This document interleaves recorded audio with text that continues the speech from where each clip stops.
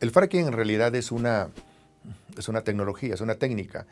Es una técnica para sacar el petróleo o el gas shale, el gas de lutita o el gas de esquisto, como se le llama en español, pero es más conocido como el shale gas y por eso recurrimos mucho a usar esa palabra, ese nombre. Es una técnica para fracturar las rocas, para sacar el gas que está en el subsuelo, para liberarlo, dicen, para liberar el gas y sacarlo, explotarlo. Y es una técnica que recurre a la utilización de millones de litros de agua que se inyectan en el subsuelo para abrir las rocas y miles de toneladas de sustancias químicas tóxicas que se usan también para este procedimiento. Se trata de hacer accesible ese gas, ese petróleo, comercializarlo, pero en el camino, en el proceso de extraerlo, ocurren muchos problemas, pueden ocurrir muchos problemas. Y pueden ocurrir más problemas si no hay una vigilancia, si no hay una normatividad y si no hay un cumplimiento con esta normatividad que reduzca los peligros. En México, en este momento, parece inevitable que empiece la explotación del shale gas. Están las condiciones jurídicas, las condiciones normativas, los diputados, los senadores han aprobado las leyes. Hoy se va a promulgar las leyes secundarias, entonces el camino está allanado.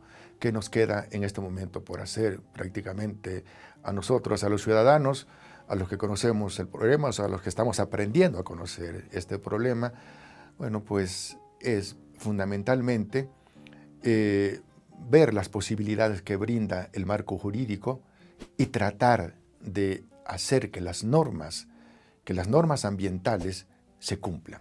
Porque en este país el problema que tenemos es que tenemos normas ambientales muchas veces de primer mundo, pero que no se cumplen.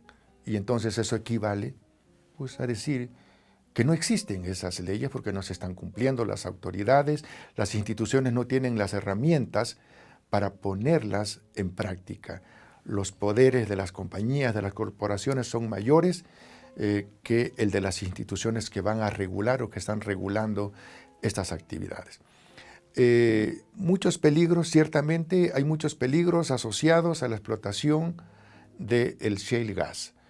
Yo voy a exponer algunos de estos peligros. No quiero transmitir una idea alarmista. Quiero transmitir hasta donde se pueda una idea objetiva, una idea clara, una idea realista. Tampoco me parece conveniente, tampoco me parece honesto ocultar los problemas. Yo mencionaría dos tipos de problemas. Un tipo de problemas que tiene que ver para nosotros, los humanos, para la gente, para las actividades humanas. Un problema, por ejemplo, tiene que ver con el riesgo que corre la agricultura, que corren los productores agrícolas, los pequeños productores, los campesinos. ¿Cuál es este riesgo? Bueno, este riesgo tiene que ver con la escasez de agua que ya de por sí existe en la zona donde se encuentran los yacimientos de shale gas. Por ejemplo, en México, en el norte del país. El norte de México y el sur de Estados Unidos han padecido durante décadas un problema de escasez dramático de agua.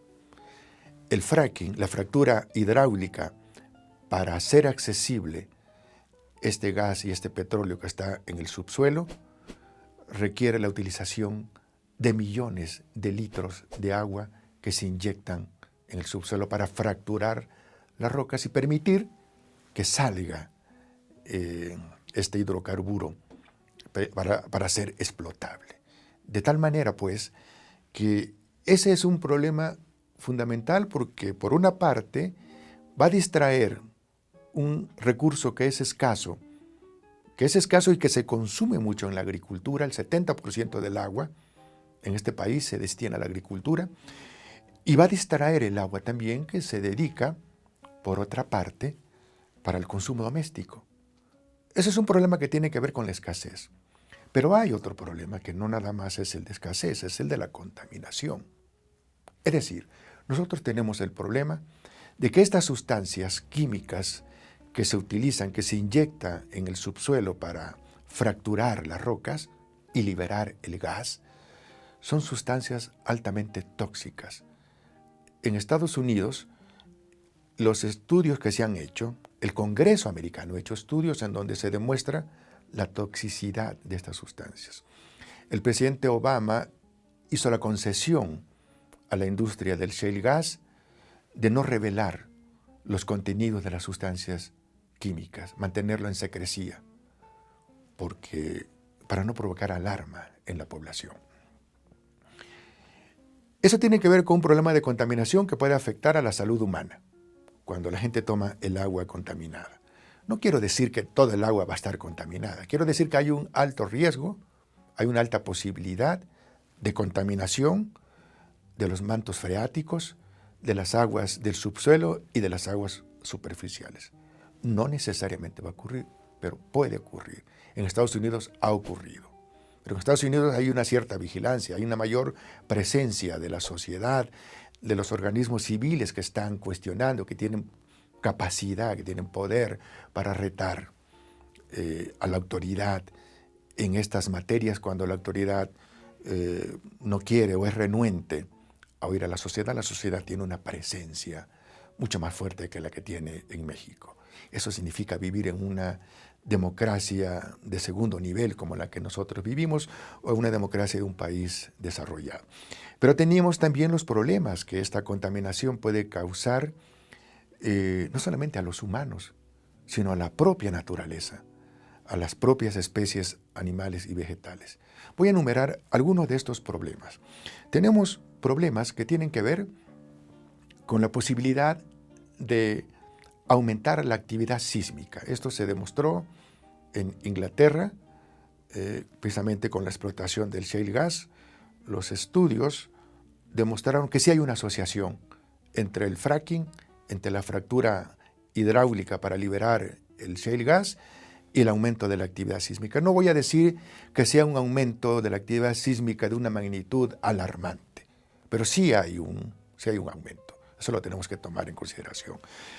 Otro problema que tenemos que tomar en cuenta también es cuando se libera el gas, no solamente se libera el gas, también se libera metano, que es un gas de efecto invernadero, y también se libera material radiactivo.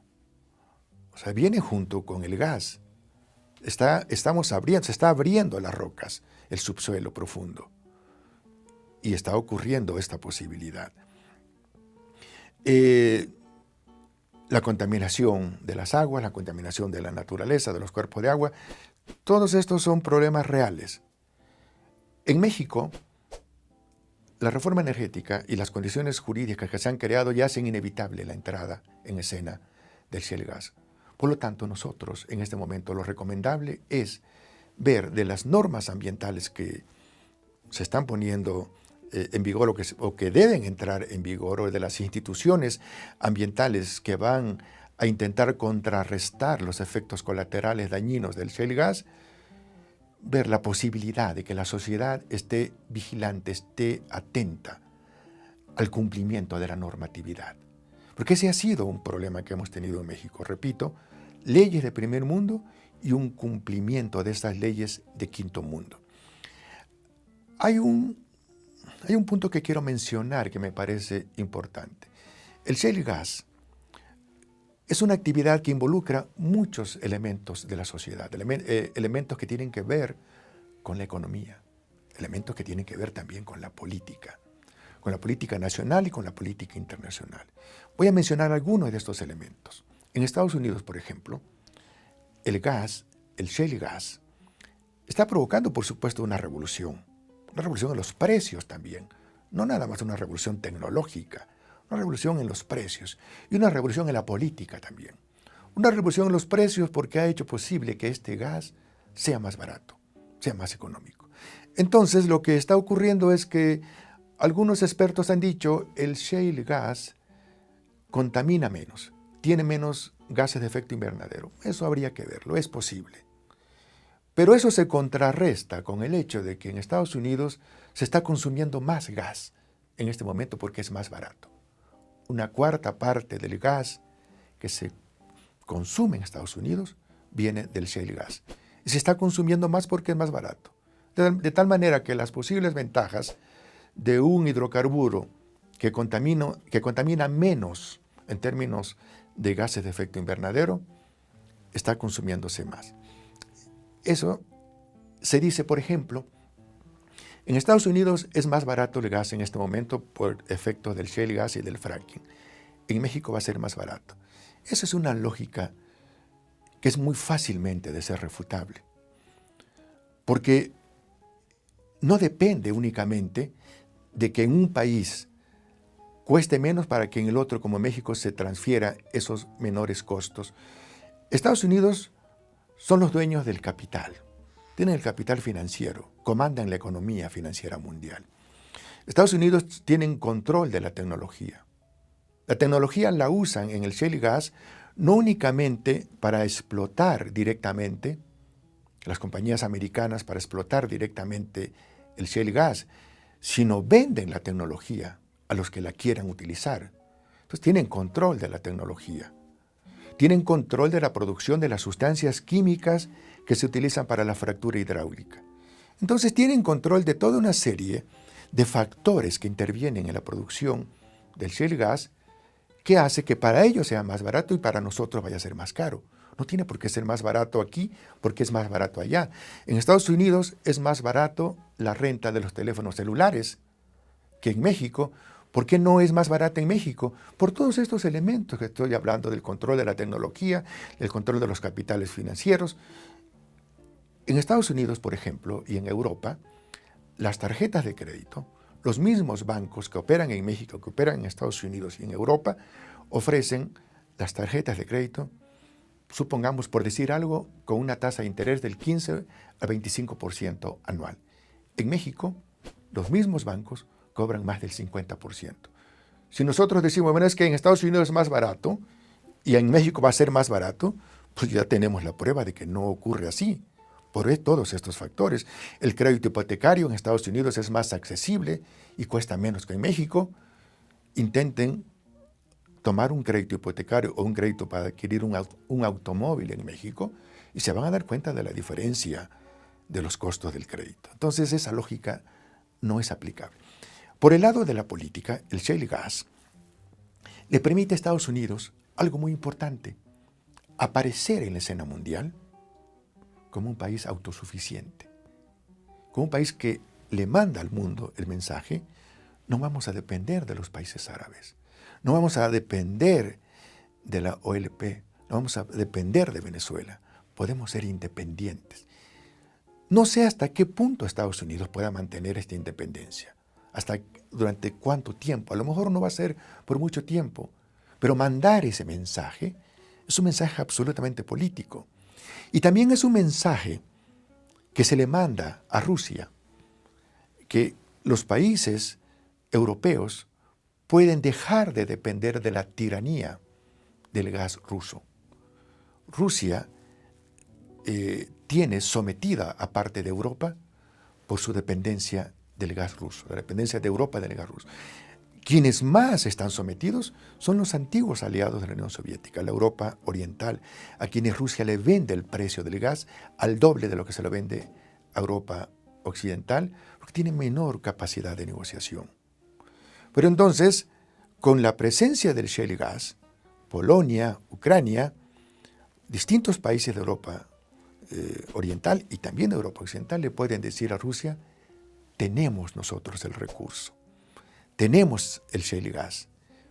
Vamos a dejar de depender de ustedes. Es una cuestión de economía y de política. Eso es una cosa muy importante que tenemos que tomar en consideración. Finalmente, quisiera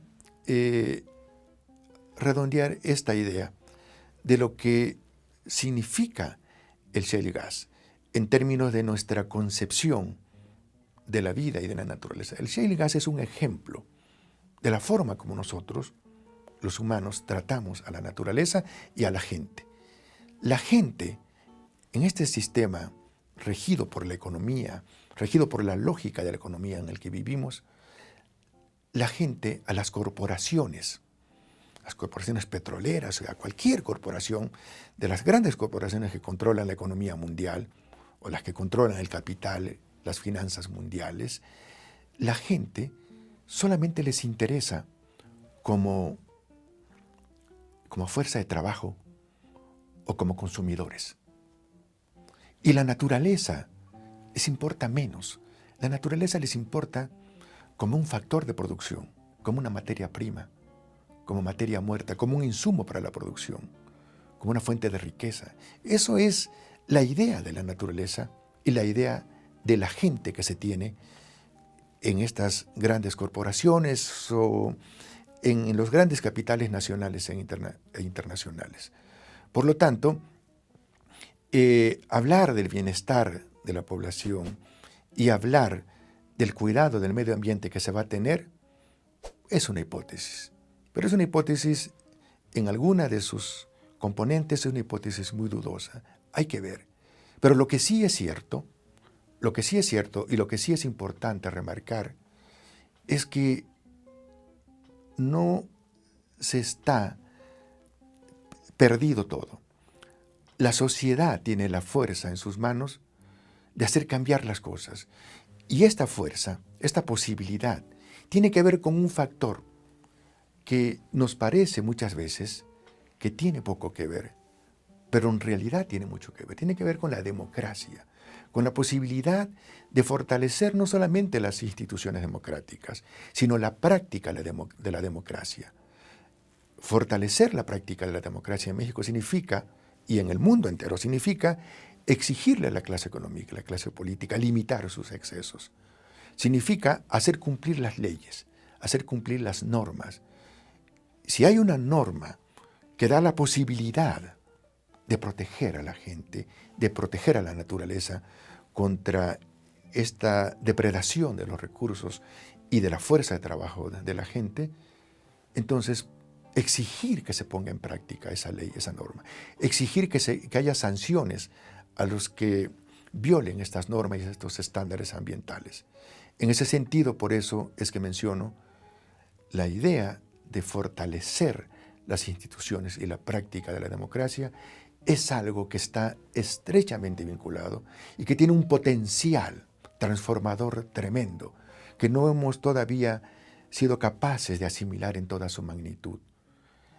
Estas posibilidades que nos abre el ejercicio de una sociedad democrática puede controlar, puede disminuir los excesos que se traducen en depredación de los recursos humanos, en sobreexplotación de la gente, en tremenda desigualdad, en la tremenda pobreza que existe en países como México.